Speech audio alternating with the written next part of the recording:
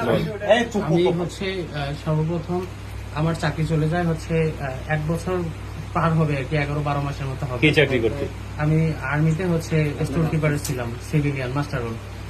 তো ওই চাকরি চলে যাওয়ার পরে হচ্ছে আমি ঢাকায় গেছিলাম গার্মেন্টসের চাকরি নেওয়ার জন্য। তা ওখানে তো হচ্ছে ইন্টারপাস না থাকার কারণে হচ্ছে হয় নাই।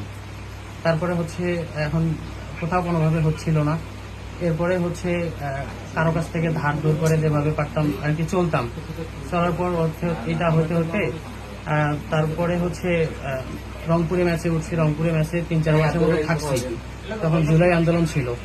জুলাই আন্দোলন তখন হচ্ছে আমি তার আগে থেকে একটু ছাত্রলীগের একটু লোকাল পোলাপান ছিল, এদের সাথে আমি একটু অ্যাড ছিলাম। হ্যাঁ, ওইভাবে দলের সাথে কোনোভাবেই যুক্ত ছিলাম না, বা আমি চিন্তামও না যে কে নেতা কে তুমি লিডার। বললি যে ছাত্রলীগ করতে, ওই যে ওনাদের সাথেই আমি ঘোরাফেরা করতাম, কিন্তু কে লিডার কে কি আমি এটা কোনো কিছুই জানতাম না। আবার বললি যে ওই রমনা থানায় মামলা আছে ছাত্রলীগের। মিথ্যা কথা বলছি এটা।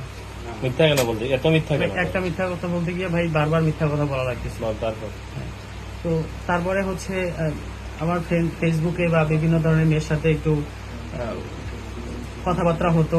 আমি হচ্ছে টাকা পয়সা চাইতাম বিভিন্ন ভাবে, তারাও টাকা পয়সা দিত।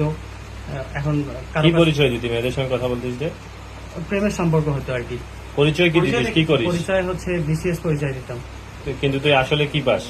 SSC pass, matric pass. আর বলছিস কখনো বলছিস বুয়েটে পড়ছি, এগুলা সব মিথ্যা বলছি। কোন কোন মেয়ের কাছ থেকে টাকা নিয়েছিস? কতগুলো মেয়ের সাথে? তোর তো দেখলাম 100 বেশি মেয়ের সঙ্গে কথা বলছিস, ব্লগ দিয়ে রাখছিস তো 100 জনকে। তারপরে হচ্ছে কক্সবাজারে একটা কাউচিং মারমা নামে একটা মেয়ের সাথে সম্পর্ক হয়েছিল। তা উনি সর্বপ্রথম হচ্ছে মুসলিম হইতে চাইছে, যে মুসলিম হবে ওকে বিয়ে করতে হবে। তারপর বলছি যে ঠিক আছে, আপনি যদি মুসলিম হন তাহলে আমি বিয়ে করতে পারি। এরপরে কথাবার্তা ভালোই হয়েছিল। উনি দিনাজপুর আসতে চাইছিল, দিনাজপুর আসে মুসলিম হবে। হ্যাঁ, তো এরপরে হচ্ছে উনি যখন বুঝতে পারছে যে আমি বিসিএস না, তখন হচ্ছে উনি আর কোনোভাবে আর সম্পর্কে আগায় নেই। এরপরে হচ্ছে ওনার কাছে টাকা নিয়েছিলাম, উনি কক্সবাজার থানায় এটা এজাহার করছে। ওই মেয়ের সাথেও শারীরিক সম্পর্ক করছিস দেখা গেছে। কত টাকা? টাকার পরিমাণ কত? 4 লাখ। ডেট করছো কতবার? তারপর আর কোন মেয়ের সাথে?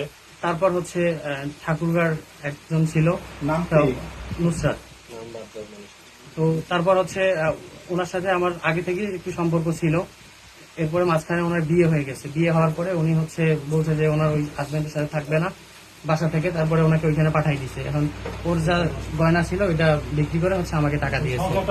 আপনার বাবাকে অস্বীকার করলেন কেন ভিডিও দেখার পর? বাবাকে অস্বীকার করছি ভাই, মিথ্যা কথা বলছি যে যেন এত কিছু না হয়। বাবা ভাইকে কেউ অস্বীকার করে না ভাই, এটা আমার সর্বোচ্চ লেভেলের মিথ্যা কথা বলছি। আর এটার ক্ষমা আল্লাহ তাআলাও করবে না, আমি যতটা বুঝতেছি ভাই। হ্যাঁ, আমি আল্লাহর কাছে ক্ষমা চাইবো, আল্লাহর কাছে 5 ওয়াক্ত নামাজ এই যে পড়ে। এতগুলো মেয়ের সঙ্গে কন্টিনিউ মেয়েগুলোর সঙ্গে আজকেও কিন্তু অনেকগুলো মেয়ের সঙ্গে কথা বলছিস তুই। আজকে এই যে ধরার আগেও অনেকগুলো মেয়ের সঙ্গে কথা বলছিস। হ্যাঁ, এই যে ওরাও তো কারো না কারো বোন, তাই না? হ্যাঁ ভাই, তোরও তো দুটা বোন আছে। তো হচ্ছে আপনারও বোন আছে। আপনার বোনের সাথে যদি কেউ এরকম করতো, আবু সাইদকে নাকি হচ্ছে তুই হচ্ছে নেশাখোর বলছিস? না ভাই, আমি নেশাখোর। এইটা এইভাবে ডিরেক্টলি আমি বলি না। কি বলছিস? তুই বলছিস আমি বলছি যে বিভিন্ন পেজগুলোতে দেখা যায়, হ্যাঁ। বিভিন্ন পেজের মধ্যে দেখা যায় যে আবু সাইদকে গাঁজাখোর বলে, এটা বলে সেটা বলে। তা আমি তুই বলছিলাম বলছিস নাকি আবু সাইদ নেশাখোর? তোর কাছে প্রমাণ কি আছে? তুই আছে শহীদ আবু সাইদকে কেন নেশাখোর বলছিস? ভাই, আমি ওইভাবে ডিরেক্টলি বলি নাই যে আবু নেশাখোর ভাই। হ্যাঁ, আমি বলছি যে হচ্ছে বিভিন্ন ধরনের কথাবার্তা ওঠে। তা হচ্ছে এখন আমি তো ভাই যতটুকু জানি এটাই আমি বলছি। অল্পবিদ্যা ভয়ঙ্কর। এখন আমি তো জুলাই আন্দোলন নিয়ে তোর এত চুলকানি কেন? জুলাই ধর্ম আন্দোলন নিয়ে ধর্ম নিয়ে চুলকানি কেন?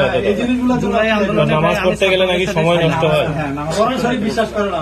এতগুলো মেয়ের সঙ্গে এইভাবে বিছানায় নিছিস, বেটা টাকা নিছিস, ফ্রড করছিস, আবার ফের এখানে বড় কথা বলতেছিস আসে বেটা ইন্টার পাস করে। এই সবাই তো বেটা এখানে গ্রাজুয়েশন পড়ে, এদের কাছে ভাবনিস বেটা? হ্যাঁ, কয়টা বিয়ে করছিস? বিয়ে একটা করছি ভাই। কোথায়? কাকে বিয়ে করছিস? কি নাম? বিয়ে নীলফামারীতে বিয়ে করছি। কি নাম? বন্যা, বন্যা। নীলফামারী কোন উপজেলা? শহীদপুরে। সৈয়দপুর। গ্রাম শহরে গ্রামের নাম? গ্রামের নাম হচ্ছে ওই রাবেয়া এই রাবিয়াতে? হ্যাঁ। মায়ের নাম বাবার নাম? ওইটা হচ্ছে ভাই আমার কবে বিয়ে করছিস? ডিভোর্স হয়ে গেছে, 2 বছর হয়ে গেছে। তো ওইটার একটা মামলা আছে, এরপরে আর বিয়ে করিস নি? এরপরে বিয়ে ওই বিয়ের কথা কি বাড়িতে জানতো বা ফ্যামিলিগত ভাবে হয়েছিল এটা? আমার চাকরি যখন আসছিল তখনই বিয়ে হয়েছে। আর এই যে এতগুলো মেয়ের সঙ্গে হচ্ছে ডেট করছো, এতগুলো মেয়ের সঙ্গে যে ডেট করছো, এগুলোর সঙ্গে এগুলোকে বিয়ে করো নাই কাউকে? খালি টাকা নিছিস আর ডেট করছিস? ছেলে মেয়ে আছে? না এই অবস্থা। এখন তাহলে তোকে কি করবো বলো দেখি আমরা? ভাই এখন আমি হচ্ছে আপনাদের কাছে ক্ষমা চাচ্ছি। হ্যাঁ, আমি আল্লাহ তাআলার কাছে তওবা করব। আপনি এগুলা জীবন যে নষ্ট হইলো এতগুলা মেয়ে, আল্লাহ তাআলার কাছে আমি তওবা করব ভাই। আল্লাহ তাআলা যেন আমাকে মাফ করেন। Even এতগুলো হচ্ছে মেয়ের যে আপনারা- জীবন নষ্ট করলি, এটা জি ভাই। জবাব কে দিবি? এটা ভাই আল্লাহ তাআলার কাছে মাফ চাওয়া ছাড়া আর তো কোনো না না না, অবশ্যই আছে একে যদি পরে- কেউ বান্দার হক নষ্ট করে আমি তাদের কাছেও ক্ষমা চাইবো। ওর কাছে আগে মাপ চাইতে আগে আগে জেলে গেছেন? না ভাই, কখনো জেলে যায়নি? না ভাই। মামলা হয়তো জেলে যায়নি কেন? জেলে যাবে কিভাবে? সব তো হাই লেভেলের লোকজনের সাথে যোগাযোগ, কন্ট্যাক্ট মেনটেন করে।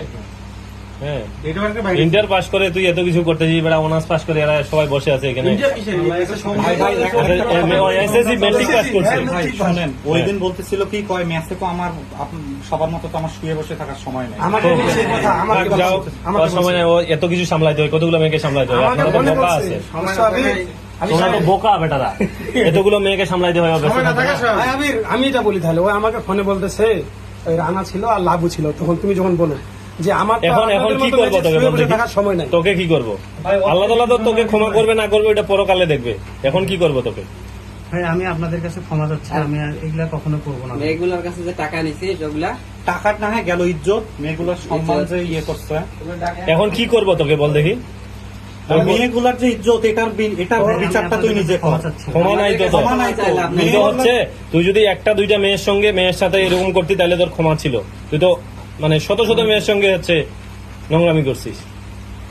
ও কিন্তু প্রচুর চালাক হ্যাঁ? আছে, আমাদের সব সত্য বলতেছে না। না, না না না, না ভাই, ওর- আমি যা বলতে তোমার চাচ্ছি হলে সব ইট জুলাই দিব বলতেছি। কিন্তু। যা বলতে চাচ্ছি ভাই, সত্যি এগিয়ে কথা আসেন তো। বলতেছি ভাই। এই তো সুশীলতা থেকে বের হয়েছে।